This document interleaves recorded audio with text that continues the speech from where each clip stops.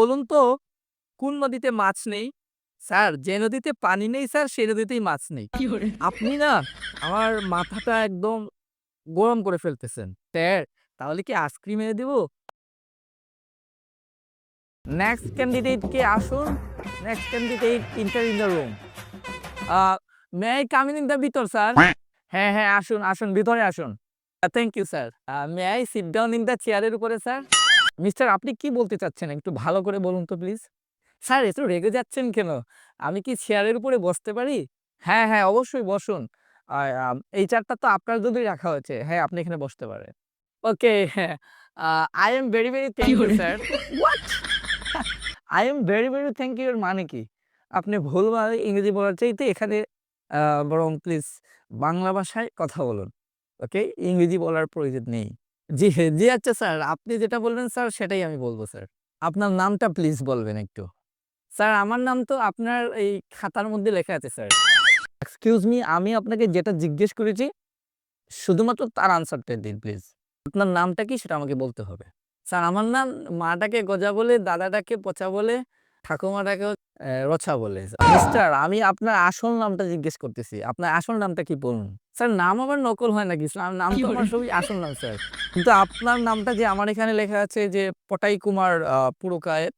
Sir দেখতেই যখন পাচ্ছেন তাহলে স্যার জিজ্ঞাসা করতেছেন কেন? অ্যাকচুয়ালি আপনি তো স্টুপিড কেন বলুন তো? আর আমি জানি না স্যার। আমিও স্যার আপনার মতো মাঝে, মাঝে ভাবি অ্যাকচুয়ালি আমিও এত অভদ্র হলাম কিভাবে sir?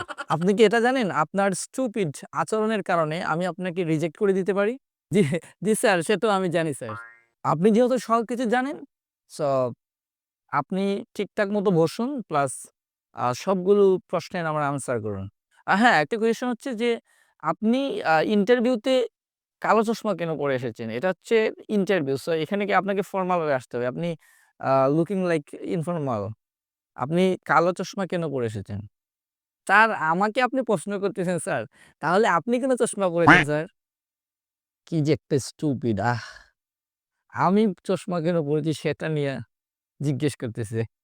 So okay, okay, okay, okay moving to the question. ঠিক আছে স্যার আপনি প্রশ্ন করুন আমি উত্তর দিচ্ছি স্যার। ২ এবং ২ যোগ করলে কত হয়?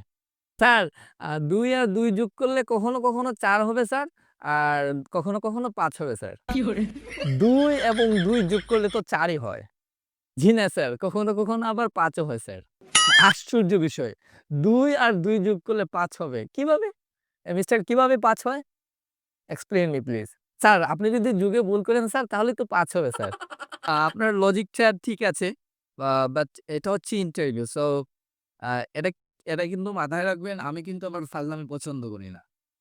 স্যার আমিও না, আমিও কিন্তু ফাজলামি একদম পছন্দ করি না স্যার। নেক্সট কোয়েশ্চেন হচ্ছে আমাদের আকাশে কতগুলো তারা আছে?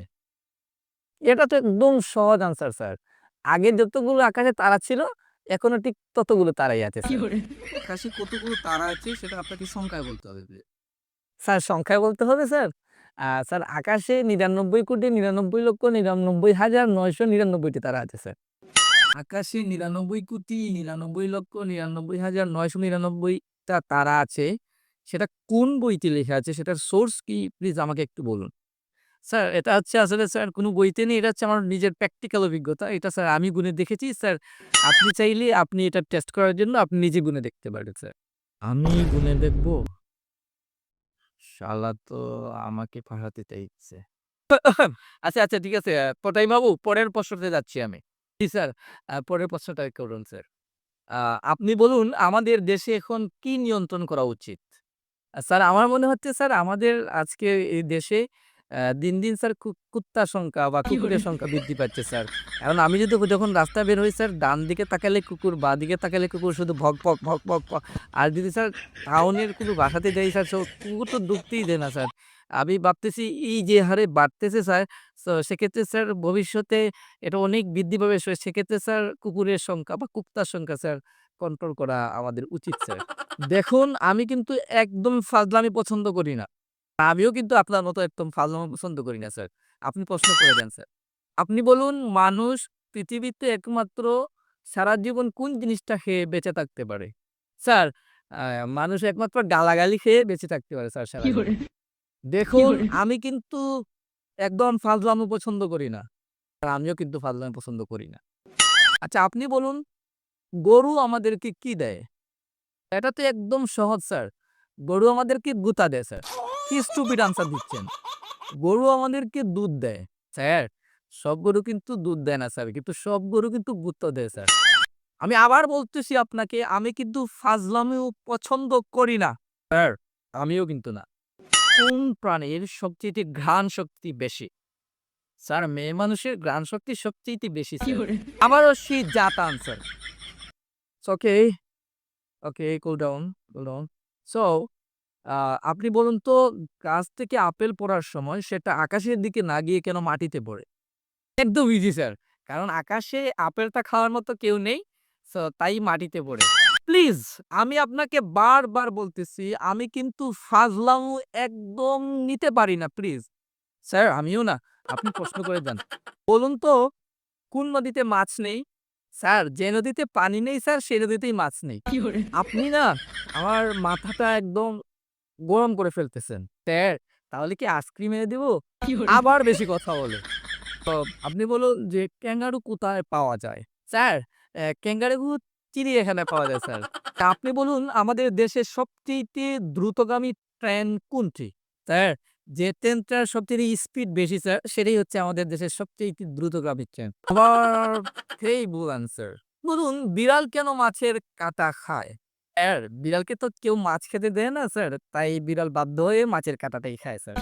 নাও you are crossing your limit. আপনি কিন্তু আপনার লিমিট ক্রস করে ফেলতেছেন। সো যদি আমি কিন্তু যদি রেগে যাই, সো আমি যে আপনাকে কি করতে পারি? স্যার, এত ধৈর্য হারা আর রাগ হলে চলবে না স্যার। আপনি প্রশ্ন করে দিতে স্যার। Continue sir, continue. এবার আমি আপনাকে লাস্ট একটা প্রশ্ন করব। এমন একটি কাজ বলুন যে কাজটা করলেও বিপদ, আবার না করলেও বিপদ। এটা তো একদম সিম্পল আনসার স্যার। এটা হচ্ছে স্যার লুঙ্গিতে আগুন লাগা স্যার। যদি কারো লুঙ্গিতে আগুন লাগে স্যার, সো সেক্ষেত্রে যদি সে লুঙ্গি খুলে ফেলে সেটাও বিপদ, না খুললেও বিপদ স্যার। প্লিজ, আমি আর নিতে পারতেছি না। সো আপনি এখন যেতে পারেন। এই কে আছো এখানে?